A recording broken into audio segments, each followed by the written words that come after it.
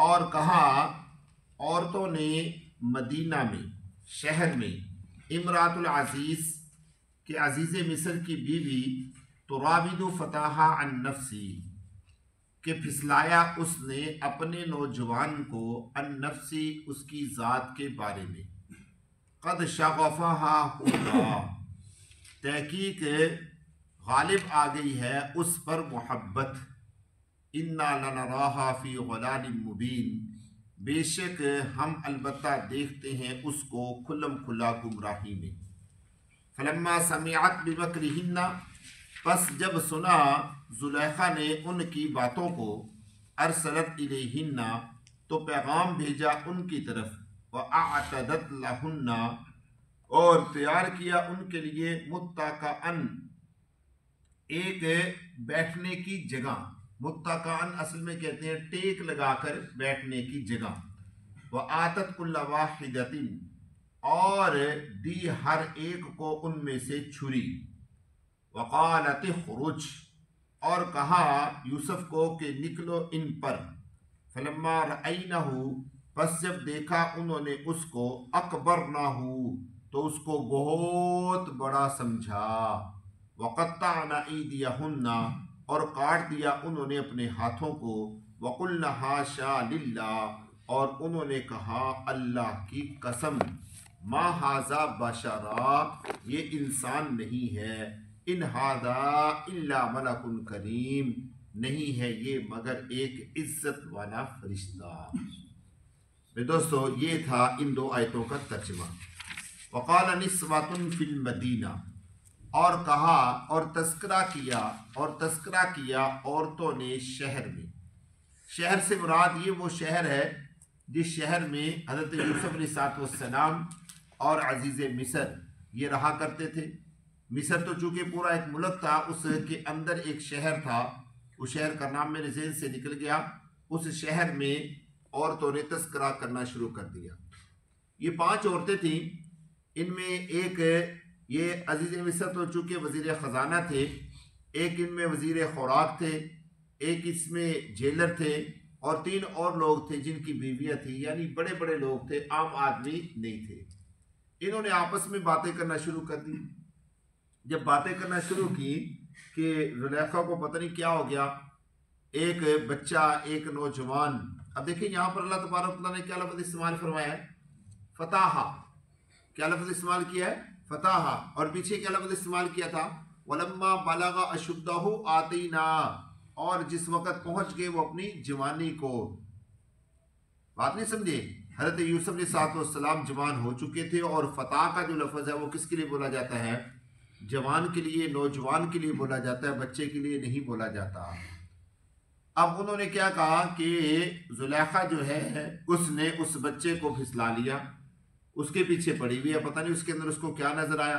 अच्छा, देखा नहीं था, हज़रत यूसुफ को देखा नहीं था उन औरतों ने, बिन देखे ही बातें कर रही थी, क्योंकि बात जब निकलती है चलते चलते चलते चलते फैल जाती है, मशहूर हो जाती है। अब कोई आदमी हकीकत की तरफ नहीं आता, क्योंकि हमारी भी आदत ऐसी है, इंसान की फितरत है कि बात कोई पता चलती है तो उसको हम फैलाने के लिए और दूर दूर तक पहुंचाने के लिए तो कोशिश हो जाते हैं, लेकिन पीछे बैकग्राउंड में हकीकत क्या होती है उसको हम देखने के लिए तैयार होते नहीं है। कम अज़ कम अगर वहां तक पहुंच जाए तो मसला वहीं का वहीं क्या हो जाए, हल हो जाए। बात नहीं समझे, जैसे चिंगारी उठती है ना कि किसी जगह से, अब चिंगारी के हम फैलने का इंतजार करते हैं, कहाँ तक जाएगी, अगर हम चिंगारी को ही दबा दें तो आग ना लगे, तो यही बात होती है। अब उन्होंने देखा नहीं हज़रत यूसुफ अलैहिस्सलाम को, और बातें करना शुरू कर दी कि जो उसने तो एक नौजवान से मोहब्बत कर ली है और नौजवान के पीछे पड़ गई है, उसके इश्क में मुब्तला हो गई है, जैसे औरतों की एक आदत होती है। ये सारी बातें लिखी गई हैं बाकायदा तौर पे कि ये बातें उन्होंने करना शुरू कर दी, और अल्लाह तबारक व तआला ने अपने अंदाज में थोड़ा सा इसको टच भी दिया है, क़द शग़फ़हा हुब्बा। अब अगर इसको अरबी जुबान में लेकर आए तो इसका तर्जुमा बनता है कि उसकी मोहब्बत उसके दिल में घर कर गई है। मुफस्सिरीन ने लिखा है कि शगफ किसको कहते हैं, कि जो ऐसी कैफियत है जो इंसान के जिस्म में से चलना शुरू हो जाए और इंसान के दिल में पहुंच जाए, कल्ब में पहुंच जाए, उसको क्या कहा जाता है, शगफ कहा जाता है। कहते नहीं आप, मैं इसके अंदर मशगूल जो आदमी हो जाता है ना, वो मशगूल ऐसा होता है कि उसको दाएं बाएं का पता भी नहीं होता कि मेरे साथ क्या हो रहा है। तो अल्लाह रब्बुल इज़्ज़त ने भी थोड़ा सा अंदाज इख्तियार फरमाया। क्या फरमाया? क़द शग़फ़हा हुब्बा, कि ज़ुलेखा के दिल में हज़रत यूसुफ की मोहब्बत घर कर गई। अच्छा, इससे अंदाज़ा एक और भी होता है कि ये जो बातें हुई है ना, उन बातों से पता चलता है कि वो कोई क्या कहते हैं उसको, नेगेटिव उनके ज़हन में तसव्वुर नहीं था, एक पॉजिटिव तसव्वुर था। और उन्होंने अल्फाज इस्तेमाल फरमाए इंतहाई अदब के साथ कि हज़रत यूसुफ की मोहब्बत जो है ज़ुलेखा के दिल में क्या कर गई है, घर कर गई है। और साथ में ये भी फरमाया इन्ना लनराहा फी ज़लालिम मुबीन, बेशक हम अलबत्ता देखते हैं उसको खुली गुमराही में। अब ये लफ्ज़ क्यों बोला भाई खुली गुमराही में? इसका मतलब तो बिल्कुल वाज़ेह है, इसका मतलब है वो उसको गुनहगार समझ रही थी? नहीं, मतलब इसका ये है कि जो हमारा स्टेटस है, हम वज़ीरों की बीवियां हैं, वज़ीरों की मलकाएं हैं, वज़ीरों की शहजादियां हैं, हमारा स्टेटस इस बात की इजाज़त नहीं देता कि हम किसी गुलाम के साथ क्या करें, मोहब्बत करें। चूँकि हज़रत यूसुफ के बारे में ये तो मशहूर हो चुका था कि वो गुलाम हैं और उनको बाकायदा तौर पे मिस्र में ख़रीदा गया था और लोगों ने देखा भी था, अजीज़ मिस्र ने उसको ख़ास तौर पे ख़रीदा था।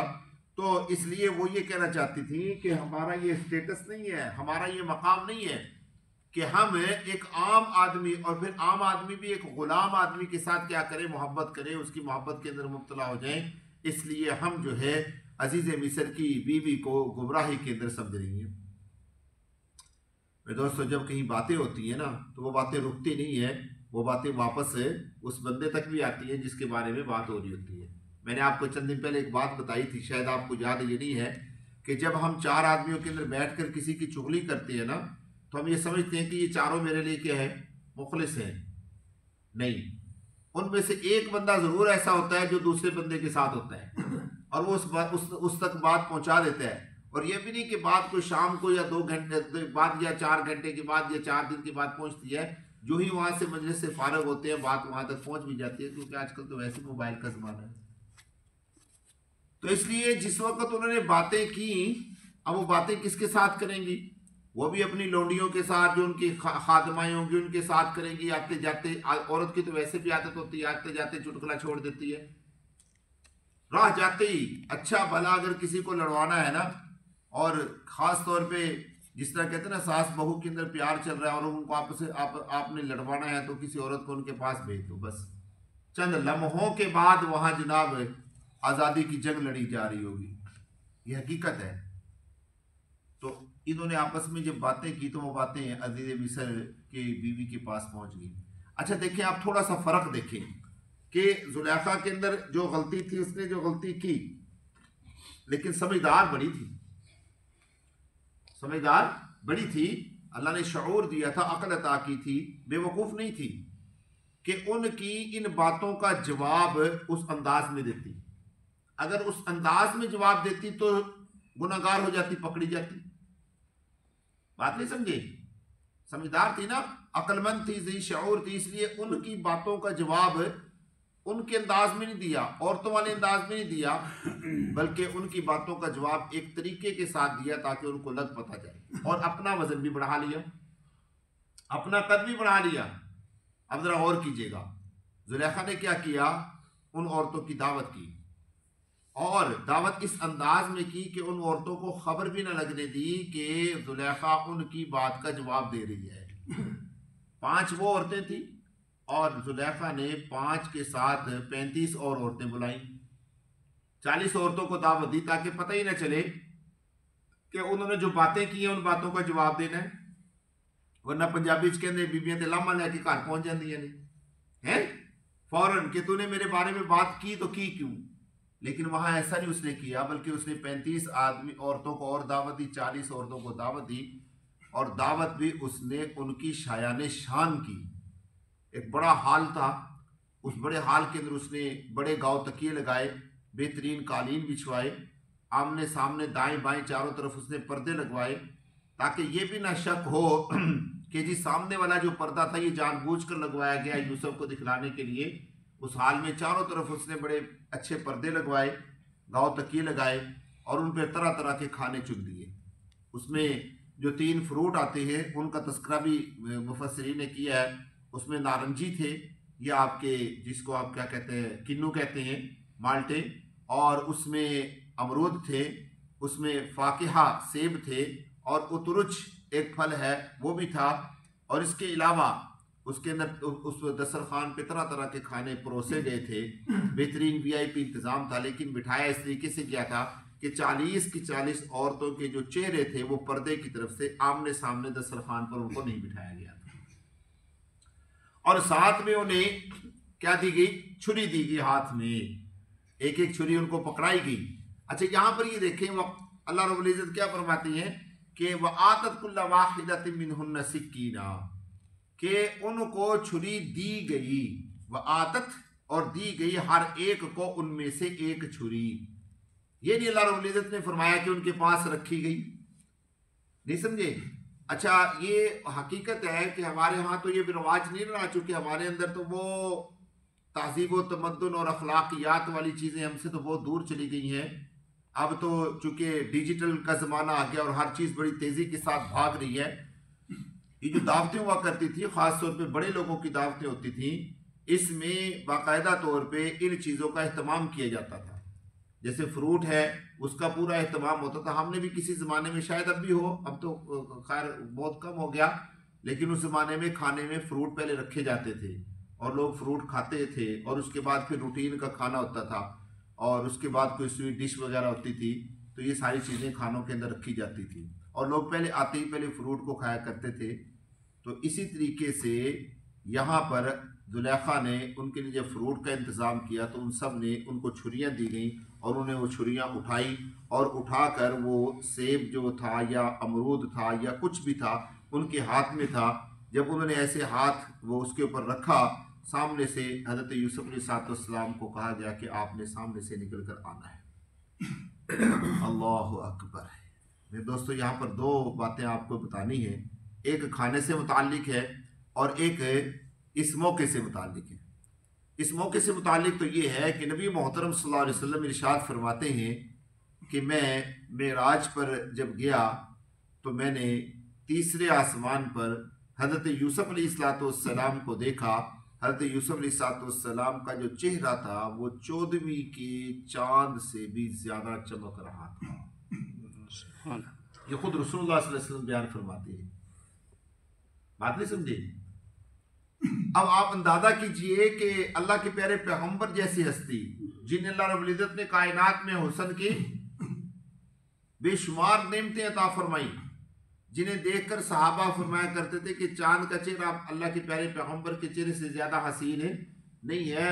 वो साहिब हुस्न, एक साहिब हुस्न की तारीफ करें और साथ ये फरमाएं कि हुजूर का चेहरा 14वीं रात के चांद से भी ज्यादा चमक रहा था, और वो भी 7वें आसमान पर जहां पर अल्लाह के प्यारे पैगंबर तशरीफ ले गए। तो जब यूसुफ जमीन पर थे और उस 4 दीवारी के अंदर आए, उस पर्दे के अंदर आए, तो वहां पर क्या आलम होगा। यही वजह है कि वो मदहोश हो गई बीबियां, और मदहोश होने के बाद उन्होंने अपने जो फ्रूट के ऊपर छुरी रखी हुई थी वो काट रही थी कि वो छुरी कहां पर चली गई। ये नहीं हुआ कि छुरी फिसल कर उनकी उंगलियों पर चली गई, नहीं, वो इतनी मशगूल और इतनी मदहोश हुई कि वो फ्रूट काटते काटते जिस हाथ में वो फ्रूट था वो उंगलियां उनकी क्या हो गई, कट गई, और जुबान पर एक ही जुमला आया, क्या, कुलना हाशा। हाशा अलग है, कुलना का माना उन्होंने कहा हाशा। हाशा आमतौर पे आपने देखा होगा हमारी उर्दू जुबान में भी इस्तेमाल होता है कि मैं ये काम कर दूंगा तो आगे से क्या कहते हैं, हाशा वकल्ला। एक आदमी गुस्से में कहता है हाशा वकल्ला, का मतलब क्या होता है, बहुत मुश्किल है भाई, बोला जाता है ना आमतौर पे, तो बहुत मुश्किल है भाई, ये नहीं, आप नहीं कर सकते।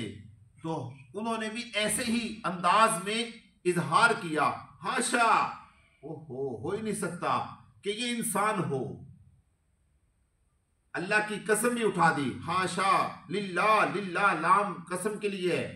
उन्होंने कहा हो ही नहीं सकता, अल्लाह की कसम उठा के कहती हैं कि ये इंसान हो, ये इंसान नहीं है।